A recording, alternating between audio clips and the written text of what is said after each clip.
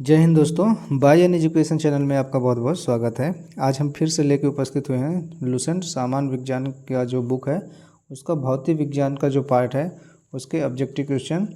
ये पार्ट 16 है। इससे पहले के 15 पार्ट अपलोड हो चुके हैं इस चैनल पे।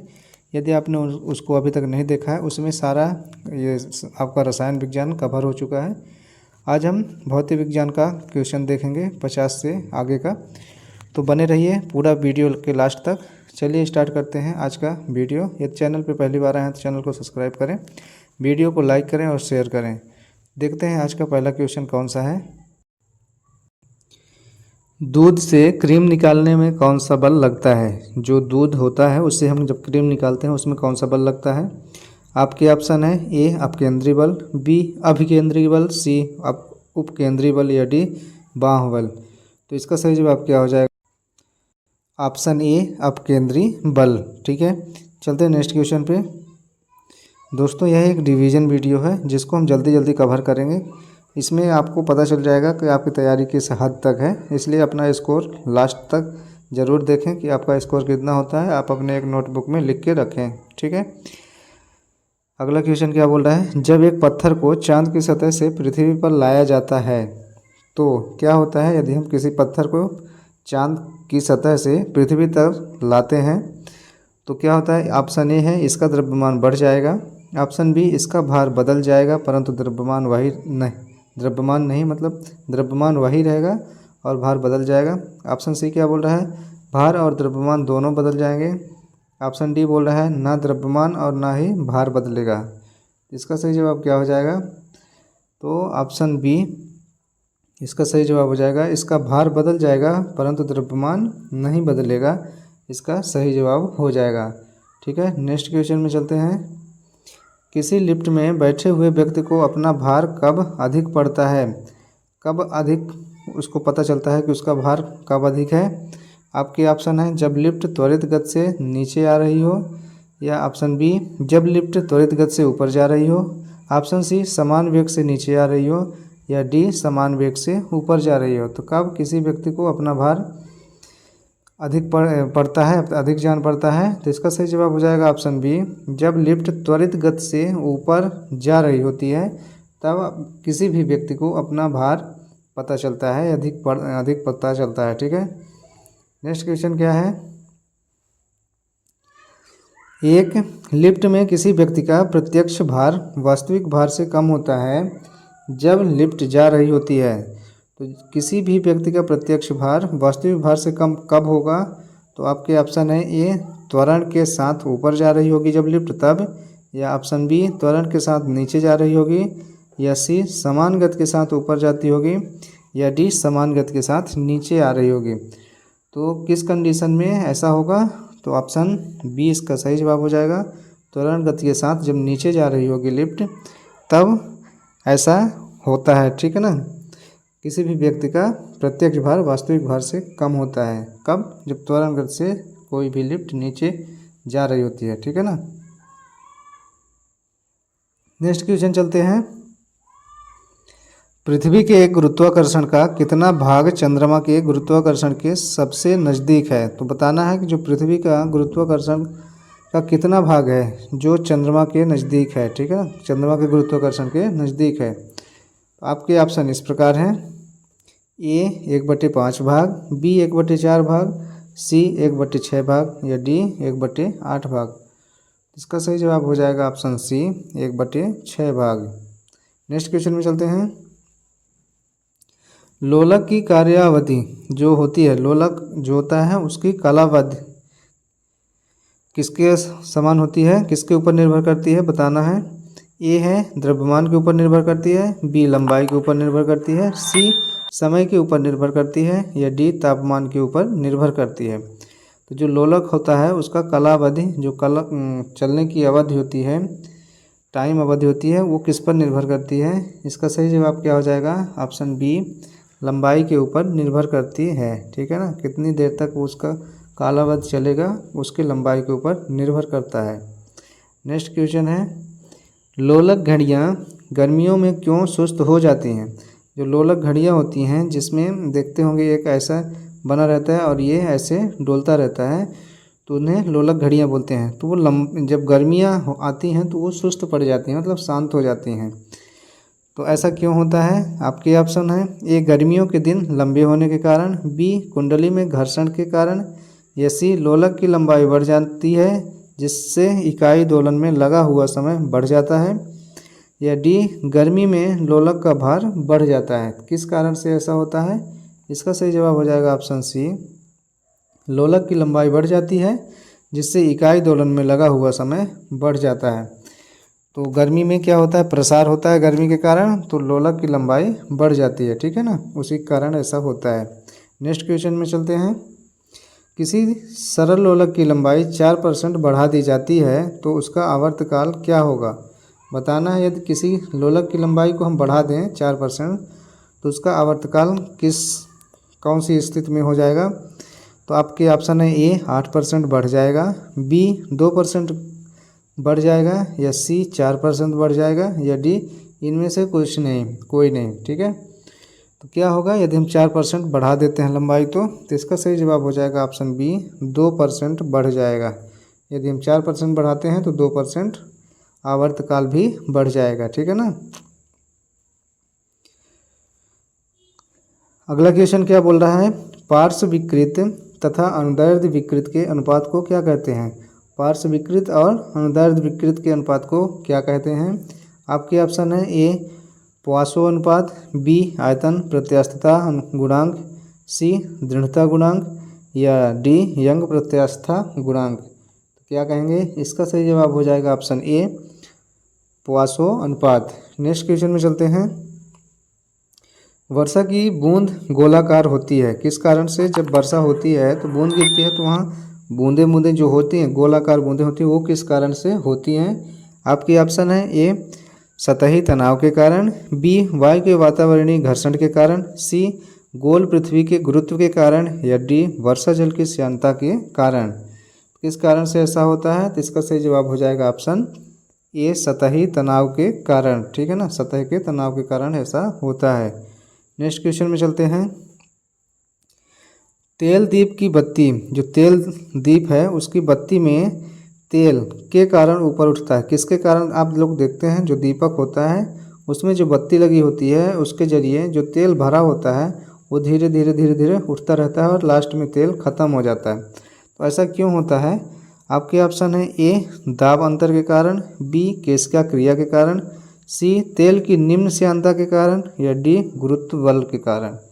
किस कारण से ऐसा होता है कि तेल ऊपर उठ जाता है, उठता रहता है? तो ऑप्शन बी केशिका क्रिया के कारण ऐसा संभव हो पाता है। नेक्स्ट क्वेश्चन है। श्यानता की इकाई क्या होती है? जो श्यानता है उसकी इकाई क्या होती है? आपकी ऑप्शन है पॉइज, ऑप्शन बी पास्कल, सी पॉइजूली, या डी इनमें से कोई नहीं। तो इसका सही जवाब क्या हो जाएगा? ऑप्शन ए पॉइज श्यानता की इकाई है, ठीक है। नेक्स्ट क्वेश्चन में चलते हैं। उत्प्लावकता से संबंधित वैज्ञानिक हैं, जो उत्प्लावकता होती है उसको या फिर खोज करने वाले या उससे संबंधित वैज्ञानिक का नाम क्या है?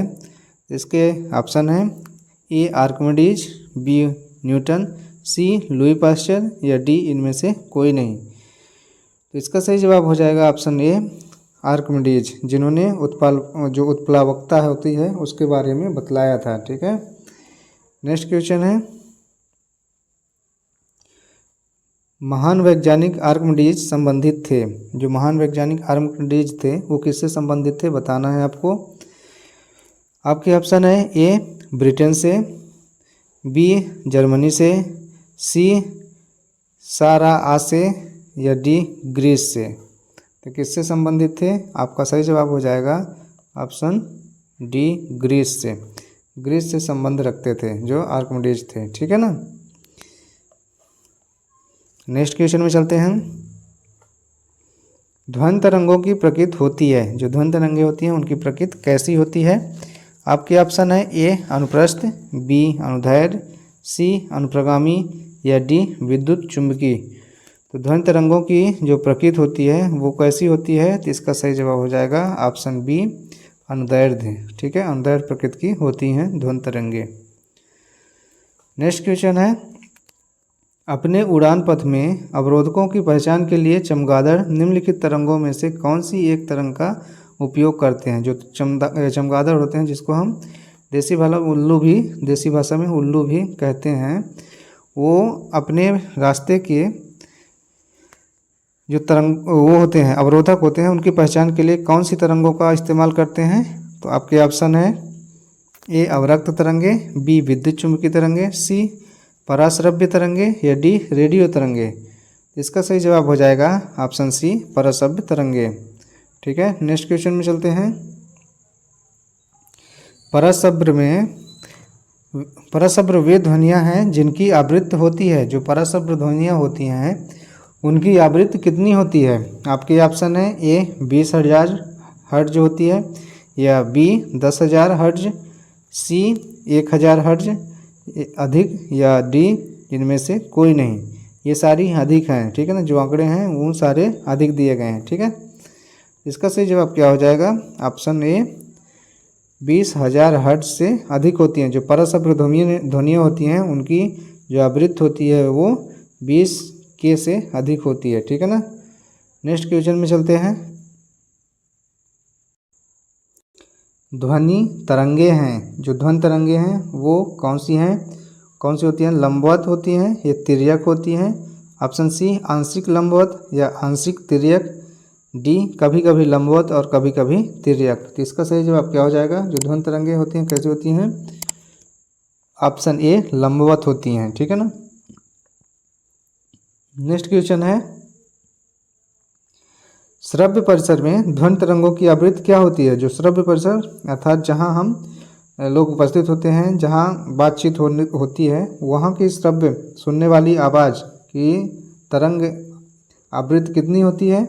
आपके ऑप्शन है ए 20 हर्ट्ज से 20,000 हर्ट्ज के बीच, या बी 0.5 हर्ट्ज से 5 हर्ट्ज के बीच, या सी 1 हर्ट्ज से 10 हर्ट्ज के बीच, या डी 20,000 हर्ट्ज से 40,000 हर्ट्ज के बीच होती है। तो किसके बीच होती है, इसका सही जवाब हो जाएगा ऑप्शन ए 20 हर्ट्ज से 20 किलो हर्ट्ज तक होती है। ठीक है ना, या 20,000 हर्ट्ज तक बोल सकते हैं उसको।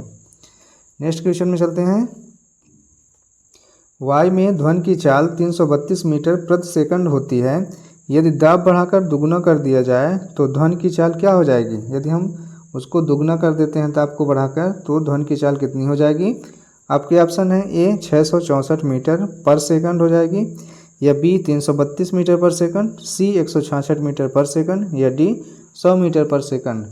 इसका सही जवाब क्या हो जाएगा, ऑप्शन बी 332 मीटर पर सेकंड के गति से हो जाएगी। ठीक है ना, उसकी चाल। नेक्स्ट क्वेश्चन है, ध्वनि की चाल अधिकतम होती है, कब होती है, कहाँ होती है ध्वनि की चाल अधिकतम। तो इसका ऑप्शन है ए वायु में, बी निर्वात में, सी जल में, या डी इस्पात में। तो कहाँ होती है सबसे ज़्यादा, तो आपका सही जवाब हो जाएगा ऑप्शन डी इस्पात में। ठीक है ना, लोहा में। नेक्स्ट क्वेश्चन में चलते हैं। वायु में ध्वनि का वेग है लगभग, वायु में ध्वनि का वेग कितना होता है। आपके ऑप्शन है ए 332 मीटर पर सेकंड, बी 220 मीटर पर सेकंड, सी 110 मीटर पर सेकंड, या डी 232 मीटर पर सेकंड। तो कितनी होती है वायु में, तो इसका सही जवाब हो जाएगा ऑप्शन ए 332 मीटर पर सेकंड होती है। ठीक है, ये आंकड़े आप लोग याद रखिएगा। नेक्स्ट क्वेश्चन में चलते हैं। 100 डेसीबल का शोर स्तर निम्न में से किसके संगत होता है। तो जो 100 डेसीबल का शोर स्तर होता है किसके संगत होगा। आपके ऑप्शन है ए ठीक सुनी जा सकने वाली ध्वनि के संगत, बी साधारण वार्तालाप के संगत, या सी गाली के शोरगुल की आवाज़ के संगत, या डी किसी मशीन की दुकान से आने वाला शोरगुल के संगत।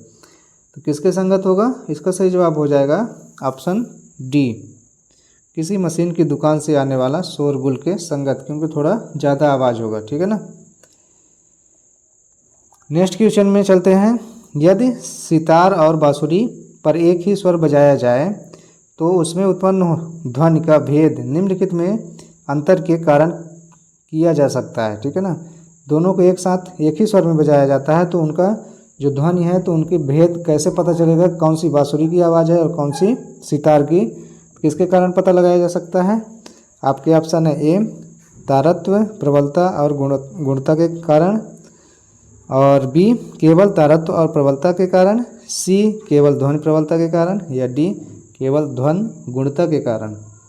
इसका सही जवाब हो जाएगा ऑप्शन डी, केवल ध्वनि की गुणता के कारण पता लगाया जा सकता है। नेक्स्ट क्वेश्चन क्या कह रहा है, एक जेट वायुयान 12 मार्च के वेग से हवा में उड़ रहा है। जब ध्वनि का वेग 332 मीटर पर सेकंड है तो वायु की चाल कितनी होगी। तो बताना है कि वायु की चाल कितनी होगी। तो आपके ऑप्शन है ए 166 मीटर पर सेकंड, बी 66.4 किलोमीटर पर सेकंड, या सी 3332 मीटर पर सेकंड, या डी 664 मीटर पर सेकंड। तो वायुयान की चाल कितनी हो जाएगी। इसका सही जवाब हो जाएगा ऑप्शन डी 664 मीटर पर सेकंड हो जाएगी। ठीक है, नेक्स्ट क्वेश्चन में चलते हैं। जो डेसिबल होता है उसकी इकाई का प्रयोग किया जाता है। तो डेसिबल की इकाई का प्रयोग किसके मापन में किया जाता है।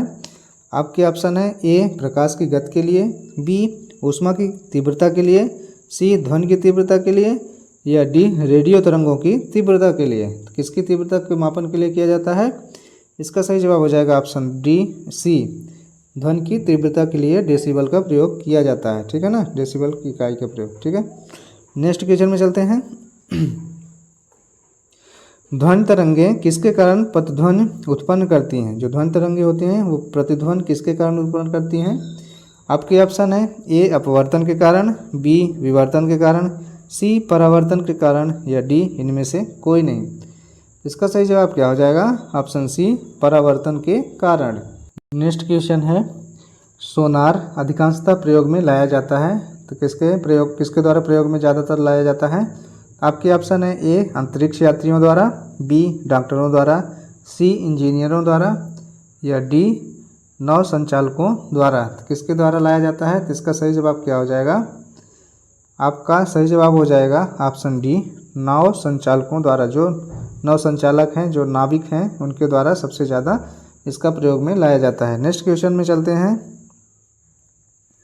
किसी ध्वनि स्रोत की आवृत्ति में होने वाला उतार चढ़ाव को कहते हैं। यदि कोई भी ध्वनि स्रोत है उसकी आवृत्ति में जो उतार चढ़ाव होता है तो उसको क्या कहेंगे।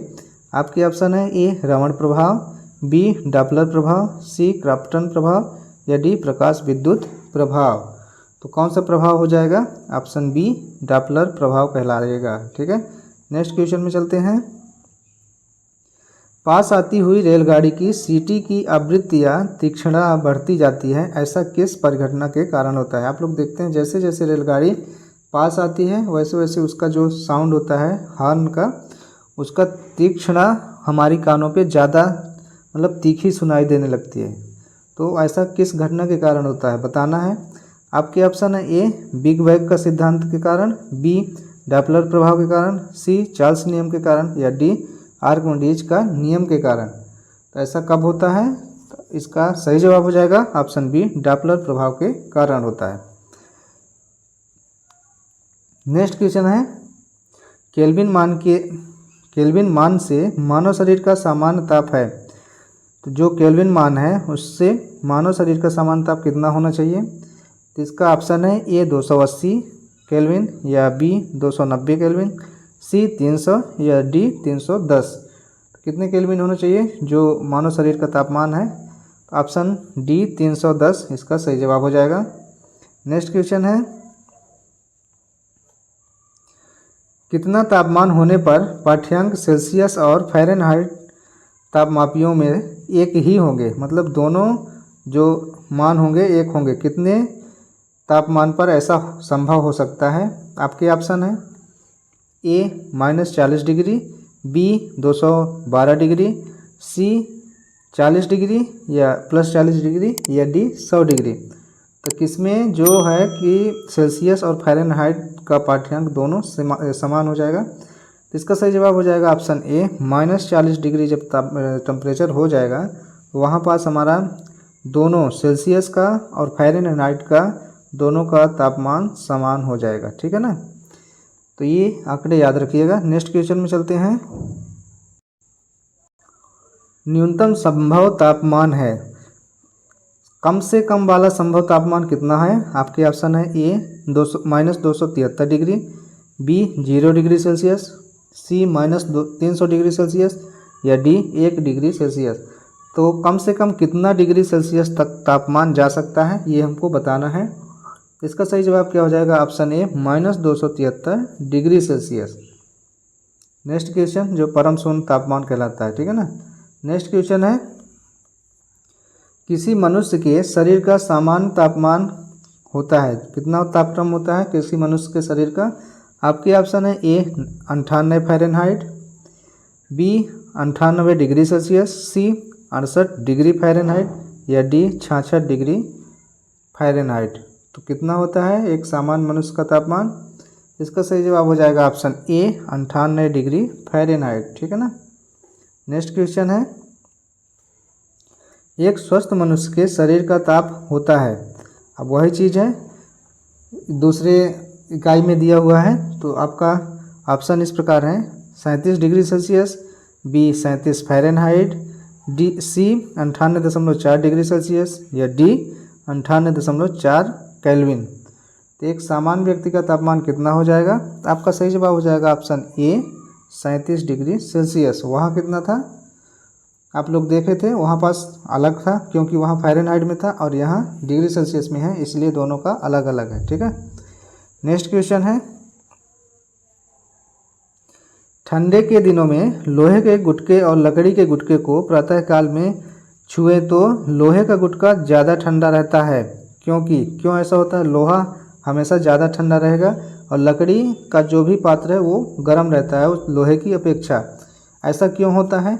इसके ऑप्शन है ए लोहे के गुटके का ताप लकड़ी के गुटके से कम होता है, बी लकड़ी की तुलना में लोहा ऊष्मा का अच्छा चालक होता है, सी लकड़ी की तुलना में लोहा ऊष्मा का खराब चालक होता है या डी लोहे का गुटका लकड़ी से भारी होता है।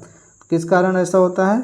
आप लोगों ने जो गेस भी किया होगा, प्रैक्टिकली भी देखे होंगे, ऐसा होता है। तो किस कारण से होता है? इसका सही जवाब हो जाएगा ऑप्शन बी, जो लकड़ी की तुलना में लोहा जो है अच्छा ऊष्मा का चालक होता है, ठीक है ना, इसी कारण से ऐसा होता है, ठीक।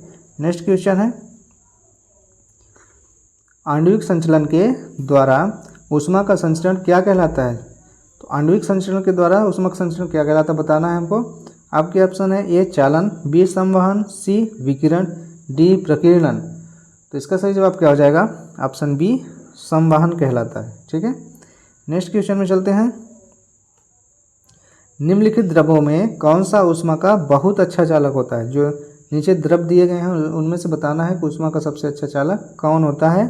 आपके ऑप्शन है ए पारा, बी पानी, सी ईथर या डी बेंजीन। इसका सही जवाब क्या हो जाएगा? ऑप्शन ए पारा। इनमें से दिए गए जो लिक्विड हैं उनमें से सबसे अच्छा चालक पारा होता है, ठीक है ना, ऊष्मा का। नेक्स्ट क्वेश्चन में चलते हैं समान मोटाई के कपड़े की दो परतें उसके दोगुना मोटाई के कपड़ों की एक परत से अधिक उष्ण आवरण प्रदान करती है, इसका क्या कारण है? आपके ऑप्शन इस प्रकार हैं ए दोनों परतों के बीच संपुटित वायु के कारण, बी क्योंकि दो परतों की प्रभावी मोटाई अधिक हो जाती है इसके कारण, या सी कपड़े का सविन्यास एक भूमिका निभाता है, या डी कपड़े की बुनाई यह भूमिका निभाती है। किसके कारण ये संभव हो पाता है? तो आपका सही जवाब हो जाएगा ऑप्शन ए दोनों परतों के बीच संपुटित वायु के कारण, ठीक है ना। नेक्स्ट क्वेश्चन में चलते हैं ग्रीष्म काल में हमें सफ़ेद वस्त्र धारण करने की सलाह दी जाती है, क्यों?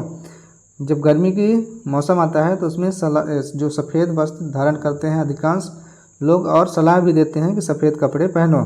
ऐसा क्यों करते हैं?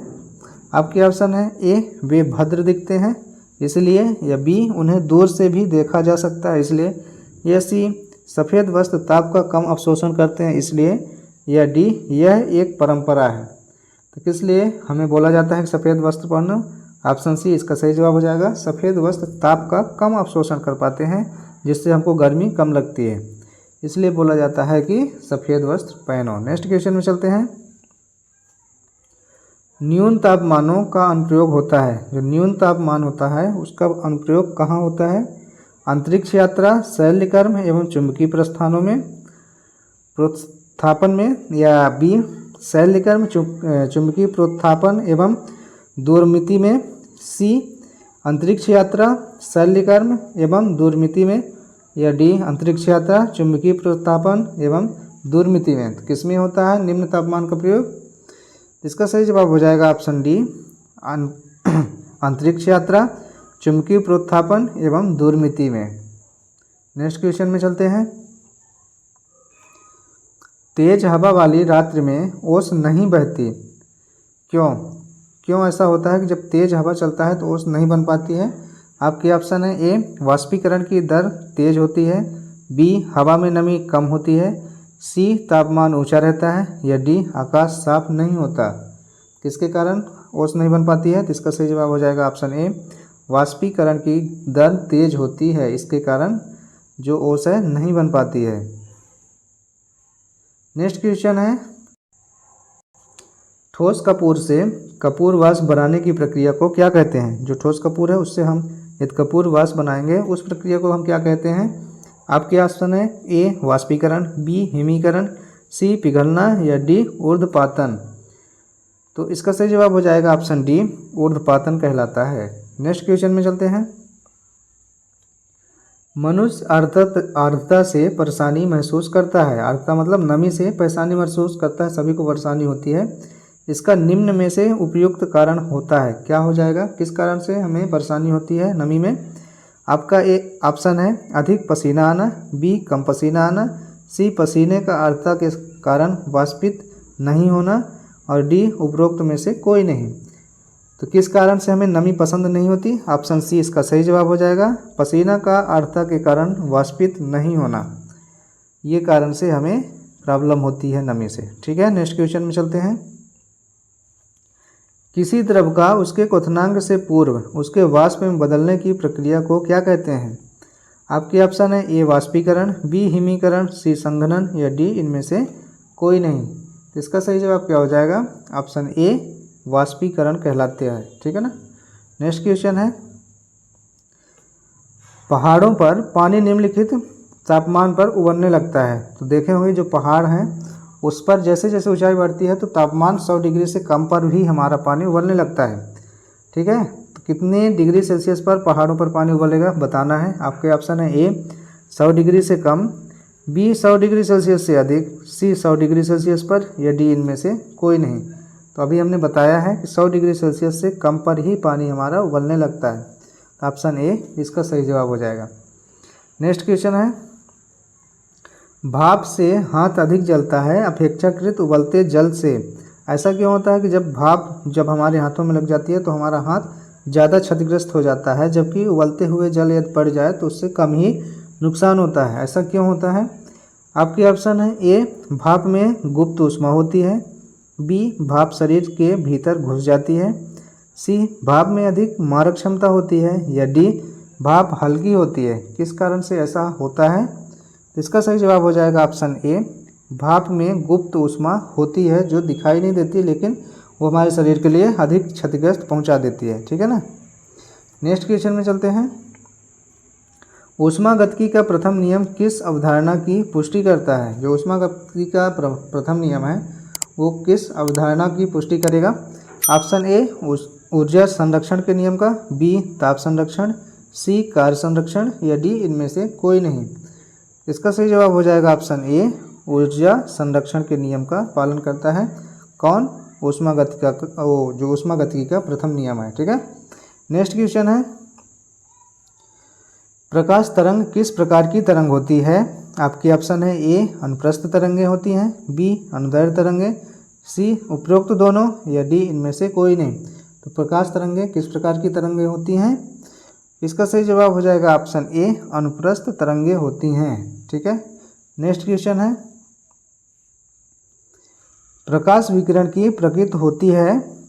प्रकाश जो विकिरण होता है उसका प्रकृति कैसी होती है? आपके ऑप्शन है ए तरंग के समान, बी कण के समान, सी तरंग एवं कण दोनों के समान, और डी तरंग एवं कण के समान नहीं होती। इसका सही जवाब क्या हो जाएगा? ऑप्शन सी तरंग एवं कण दोनों के समान होती हैं जो प्रकाश विकिरण होती है उनकी प्रकृति। तो दोस्तों ये रहे आज के 50 फिजिक्स के मोस्ट इम्पोर्टेंट क्वेश्चन। आशा करते हैं कि ये वीडियो आपको अच्छा लगा होगा, और ये चैनल पे आप पहली बार आए हैं, चैनल को सब्सक्राइब जरूर कर लीजिए। यहाँ डेली आपको शाम 7 बजे एक जीके का वीडियो अपलोड होगा, और जो आपके एग्ज़ाम में अति महत्वपूर्ण भूमिका निभा सकता है। तो ये वीडियो आपको कैसा लगा आप लोग कमेंट बॉक्स में कमेंट ज़रूर करें। मिलते हैं नेक्स्ट पार्ट लेके जो फिजिक्स का ही रहेगा। तो तब तक के लिए जय हिंद, जय भारत।